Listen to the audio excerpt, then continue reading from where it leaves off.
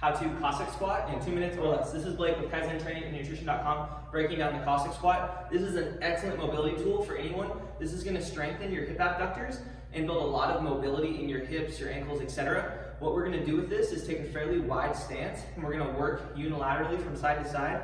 So as you do this, the wider your stance, the easier it's going to be. The more you flare out your toes, the more you're going to be able to use your hips. If you're able to keep your toes fairly straight forward, it's going to be a lot more demanding on your ankles. I personally struggle with a little bit of ankle mobility. I'm working on that over time, just like you all should be, but I'm going to slightly flare my toes out, allowing me to get into a better position. When you first start this movement, you're basically just going to drift all of your body weight onto one leg and then come tall. Drift all of your body weight onto one leg and then come tall. Try to keep a fairly upright torso as best as you can. As you improve your mobility, you're going to try to sink all the way down. Sink all the way down.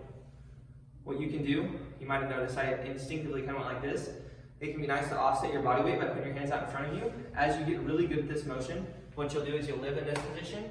You're going to maintain stability and you're going to come across here and you're just going to come back and forth, back and forth. You can play with it, turn it into a little bit of a dance. You can come up and down and up and down. Driving your knees out, what I don't want to see is your knee drifting in over your toe. I'm keeping my knee out over my foot, out over my foot.